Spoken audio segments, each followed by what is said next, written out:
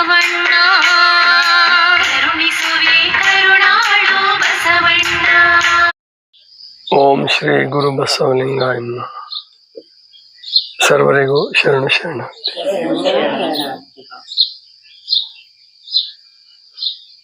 ಸರ್ವಜ್ಞ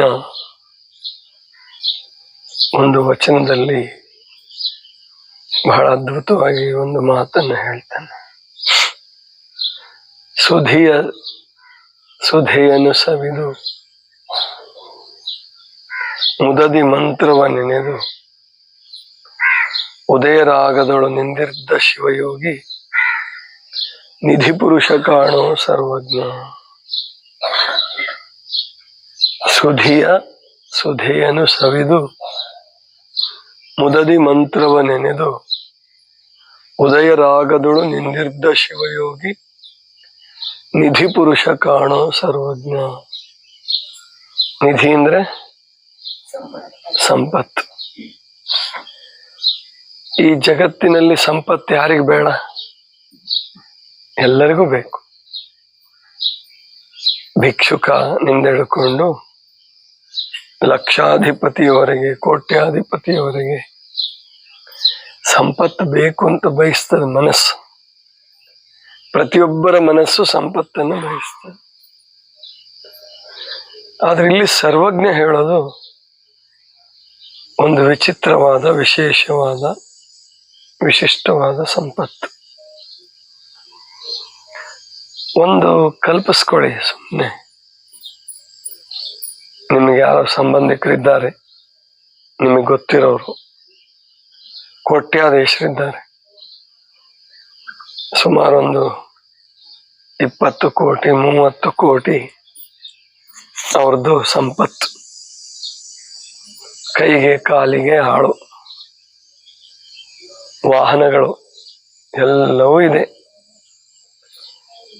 ಆದ್ರೆ ಅವರ ವೇಳಾಪಟ್ಟಿ ಅಂಡ್ ಟೈಮ್ ಟೇಬಲ್ ಹೆಂಗ್ ಶುರುವಾಗತ್ತೆ? 8:30 ಗಂಟೆಗೆ ಎದ್ದೇಳ್ತಾರೆ, ಸ್ನಾನ ಮಾಡಿ 9 ಗಂಟೆಗೆ ತಿಂಡಿ ತಿಂದು 10 ಗಂಟೆ ತನಕ ಪೇಪರ್ ಓದಿ, ಆಮೇಲೆ ಯಾರೋ ಬರ್ತಾರೆ, ಅವ್ರನ್ನ ಒಂದಿಷ್ಟು ಹೊಗಳ್ತಾರೆ, ಒಂದಿಷ್ಟು ಕೆಲಸ ಮಾಡಿಕೊಡ್ತಾರೆ, ಜೊತೆಗೆ ಹಾಸ್ಪಿಟ್ಲಿಗೆ ಹೋಗಕ್ಕೆ ವ್ಯವಸ್ಥೆ ಮಾಡ್ಕೊಂತಾರೆ ಡಾಕ್ಟರ್ ಹತ್ರ. ಇದೊಂದು ಟೈಮ್ ಟೇಬಲ್. ಅವರಿಗೆ ಬಹಳ ದೊಡ್ಡ ಕಾರ್ ಇದೆ, ಕಾರಲ್ಲಿ ಹೋಗ್ತಾರೆ. ಹಾಸ್ಪಿಟ್ಲಲ್ಲಿ ಡಾಕ್ಟ್ರು ಪರಿಚಯಸ್ಥರು, ಅವ್ರ ಫ್ರೆಂಡೇ ಅವರು ಡಾಕ್ಟ್ರು.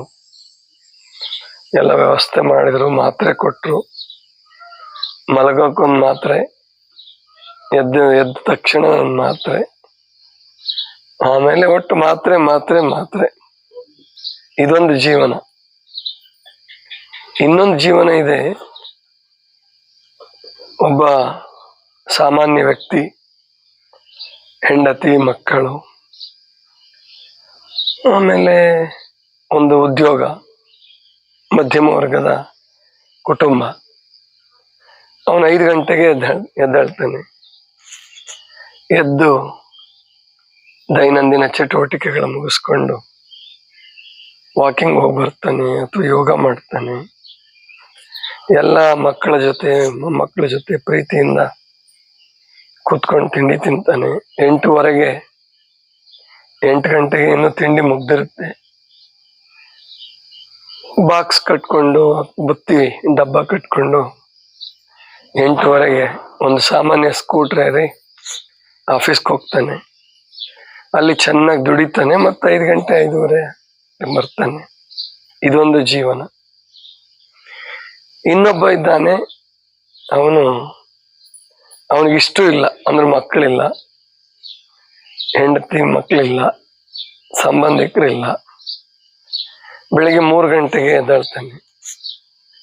ಎದ್ದು ಸಮೀಪದ ಒಂದು ನದಿಗೋ ಎಲ್ಲೋ ಹೋಗ್ತಾನೆ. ಅವನಿಗೆ ಗೀಸರ್ ಇಲ್ಲ, ಸ್ನಾನದ ಮನೆ ಇಲ್ಲ. ಆಮೇಲೆ ಒಂದು ಸಾಮಾನ್ಯ ಯಾರೋ ನಿಮ್ಮಂತ ಭಕ್ತರು ಕಟ್ಸ್ಕೊಟ್ಟಂತ ಒಂದು ಗುಡಿ, ಆ ಗುಡಿ ಪಕ್ಕದಲ್ಲಿ ಒಂದು ಗುಡಿಸ್ಲು. ಬಂದು ಧ್ಯಾನ ಮಾಡ್ತಾನೆ.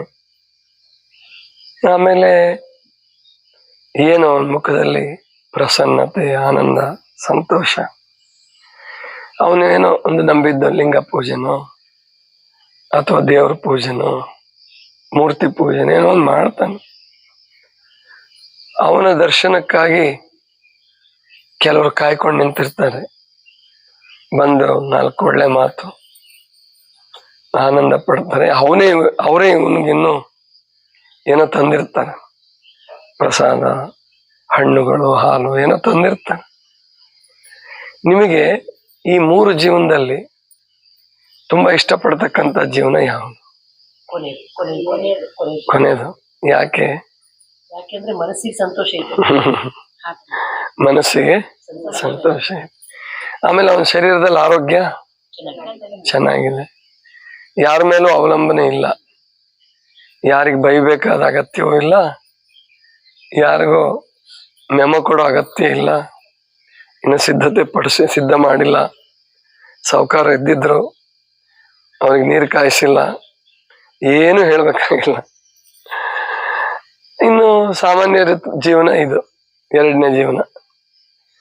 ಇವತ್ತು ಇತ್ತೀಚೆಗೆ ತುಂಬಾ ಜನರದ್ದು, ಶ್ರೀಮಂತರುಗಳದು ಅಥವಾ ಮಧ್ಯಮ ವರ್ಗದವರು ಈ ದಾರಿನ ಹಿಡಿತಿದ್ದಾರೆ.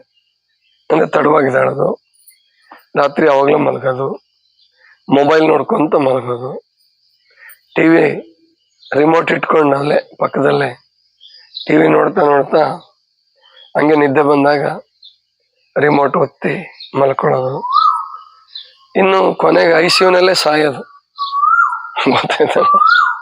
ಅವ್ರ ಸಾವಲ್ಲಿ ICUನಲ್ಲೇ. ಇದು ಈ ಜೀವನ ಬೇಕಾ?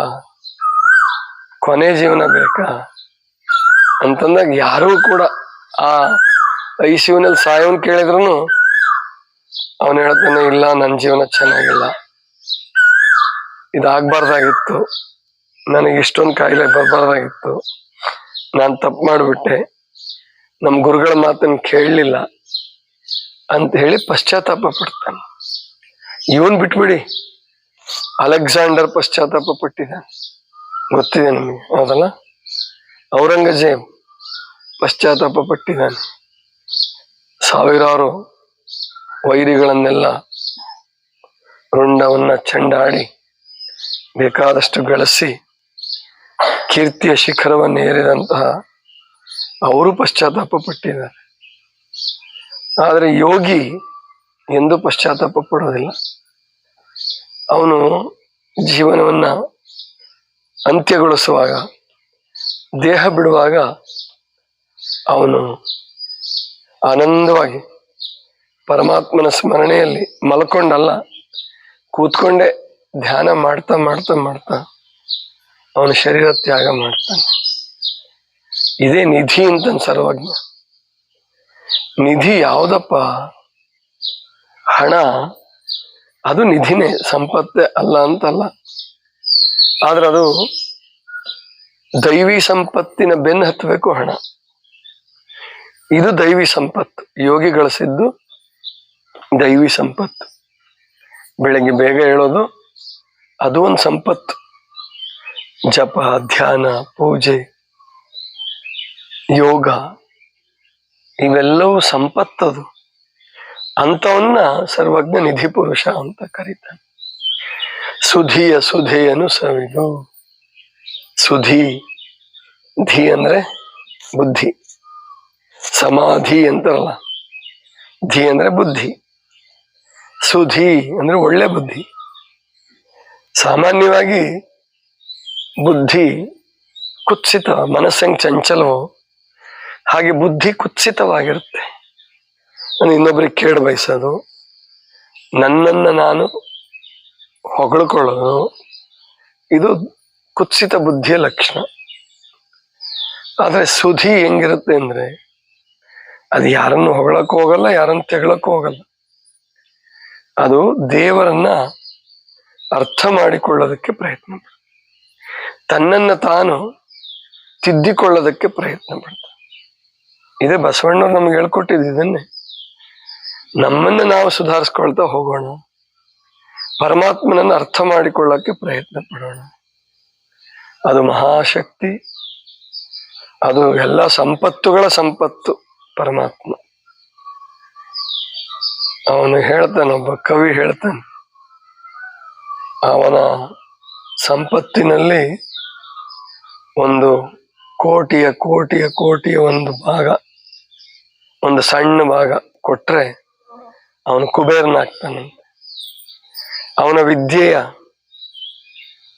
ಕೋಟಿಯ ಕೋಟಿಯ ಕೋಟಿ ಒಂದು ಸಣ್ಣ ಭಾಗ ಕೊಟ್ರೆ ಅವನು ಬ್ರಹ್ಮನಾಗ್ತಾನೆ. ಅವನ ಶಾಂತಿಯ, ಅವನ ಸೈರಣೆಯ ಒಂದು ಸಣ್ಣ ಭಾಗ ಕೊಟ್ರೆ ಅವನು ವಿಷ್ಣು ಆಗ್ತಾನೆ. ಅವನ ಲಯದ ಒಂದು ಸಣ್ಣ ಶಕ್ತಿ ಅದನ್ನು ತೆಗೆದುಕೊಂಡು ರುದ್ರನಾಗ್ತಾನೆ ಅಂತ ಹೇಳ್ತಾರೆ. ಅಂತಹ ಮಹಾಶಕ್ತಿ ಅದು ಪರಮಾತ್ಮ. ಅದನ್ನ ಅರ್ಥ ಮಾಡ್ಕೊಳಕ್ ಪ್ರಯತ್ನ ಮಾಡೋಣ, ಸಾಕ್ಷಾತ್ಕಾರ ಮಾಡ್ಕೊಂತೀವಿ ಅಂತ ಅಲ್ಲ. ಅಥವಾ ಅದು ಆತ್ಮದಲ್ಲಿ ಎಲ್ಲರಲ್ಲೂ ಇದೆ, ಅದನ್ನ ಜಾಗೃತಿ ಮಾಡ್ಕೊಳ್ಳೋದು. ಬೀಜದೊಳಗಣ ವೃಕ್ಷದಂತೆ ಶರಣ ಹೇಳಿದಾರಲ್ಲ, ನೆಲದ ಮರೆಯ ನಿಧಾನದಂತೆ. ಎಲ್ಲರ ಭಾವದ ಮರೆಯಲ್ಲಿ, ಎಲ್ಲರ ಆತ್ಮದ ಅಂತರಾಳದಲ್ಲಿ, ಆತ್ಮವೇ ನಮಗೆ ಅಂತರಾಳದಲ್ಲಿದೆ. ಆ ಆತ್ಮದ ಅಂತರಾಳದಲ್ಲಿ ನಿಧಿ, ಪರಮಾತ್ಮನೇ ನಿಧಿಯಲ್ಲಿ. ಆ ನಿಧಿಯನ್ನ ಸಾಕ್ಷಾತ್ಕಾರ ಮಾಡ್ಕೊಂಡವನು ಅರಿತವನೇ ನಿಧಿ ಪುರುಷ. ಅವನೇನ್ ಮಾಡ್ತಾನೆ, ಉದಯರಾಗದಳು ನಿಂದಿರ್ದ ಶಿವಯು. ಉದಯರಾಗ, ಉದಯರಾಗ ಅಂದ್ರೆ ಎಷ್ಟೊತ್ತು? ಬೆಳಗಿನ ವೇಳೆ ಪಕ್ಷಿಗಳು ಹಾಡೋದಕ್ಕೆ ಮುಂಚೆ ಉಷಃಕಾಲ. ಅಥವಾ ಇನ್ನು ಬಸವಣ್ಣವರು ಸೂಚನೆ ಕೊಡೋದು ಸುಪ್ರಭಾತ ಸಮಯ. ಅದು ಬಹಳ ಬೇಗ ಹೇಳ್ತಾರೆ ಬಸವಣ್ಣವರು.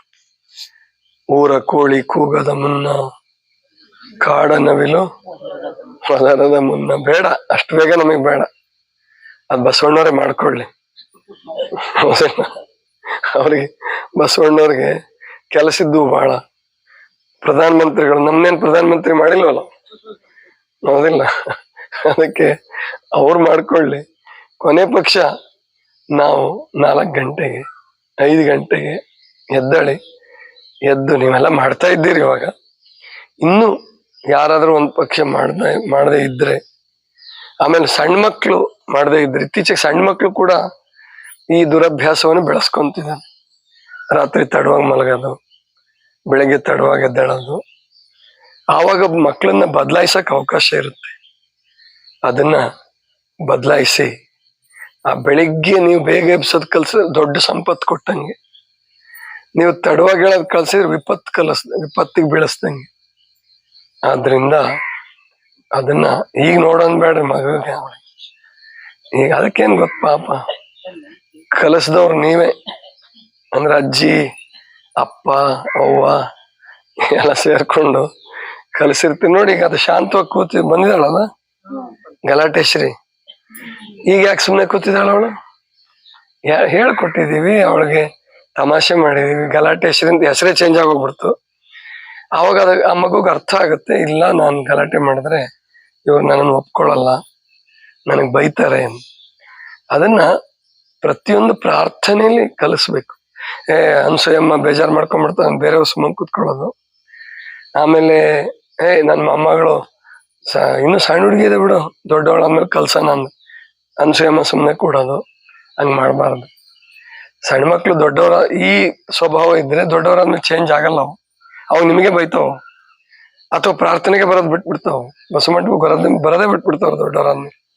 ಅವಾಗ ಅವ್ರ ಮೇಲೆ ಕಂಪ್ಲೇಂಟ್ ಮಾಡ್ತೀರ, ನಮ್ಮ ಹುಡುಗರು ಪ್ರಾರ್ಥನೆಗೆ ಬರಲ್ಲ. ಯಾಕೆ ಬರಲ್ಲ? ಸಣ್ಣದ್ರಿಂದ ಕಲ್ಸಿಲ್ಲ. ಶಿಸ್ತು ಅನ್ನುವಂಥದ್ದು, ಆ ಶಾಂತಿ ಸಮಾಧಾನ, ಅದು ಸಣ್ಣದ್ರಿಂದನೇ ಬರ್ಬೇಕು. ನಾವು ಚಿಕ್ಕವರಿದ್ದಾಗ 6 ಗಂಟೆಗೆ ಬೆಲ್ ಮಾಡೋರು ಹಾಸ್ಟೆಲಲ್ಲಿ, 5:55 ಬೆಲ್ ಮಾಡೋರು.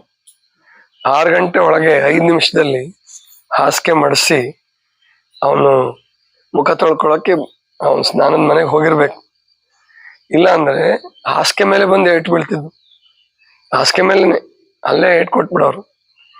ಅಷ್ಟು ಸ್ಟ್ರಿಕ್ಟ್ ಆಗಿ ಬೆಳೆಸಿದ್ರು ಅಂತೇಳಿ ಇವತ್ತು ಈ ಒಂದು ಮಾರ್ಗವನ್ನ ನಾವು ಹಾಕೊಡೋದಕ್ಕೆ ಈ ಮಹಾಮನೆಯಲ್ಲಿ ಇದನ್ನ ನಾವು ಕಡ್ಡಾಯ ಮಹಾಮನೆ ಯಾವತ್ತು ಓಪನಿಂಗ್ ಆಗಿದೆಯಲ್ಲ ಅವತ್ತಿನ ಇಟ್ಬಿಟ್ಟಿದೀವಿ.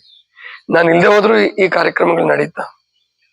ನಾನು ಎಲ್ಲಾದ್ರೂ ಬೇರೆ ಕಡೆ ಹೋಗಿದ್ರು ಕೂಡ ಈ ಕಾರ್ಯಕ್ರಮಗಳು 5 ಗಂಟೆಗೆ ಎಬ್ಸೋದು, 5:45 ಪ್ರಾರ್ಥನೆ, 6:15 ಗಂಟೆಗೆ ಯೋಗ, ಇವ್ಯಾವು ತಪ್ಪೋದಿಲ್ಲ. ಇದನ್ನ ಮೊದಲು ಮನೆಯಲ್ಲಿ, ಮಠದಲ್ಲಿ, ಎಲ್ಲ ಕಡೆಯೂ ಇದನ್ನ ಮೊದಲು ಬೆಳೆಸಿ.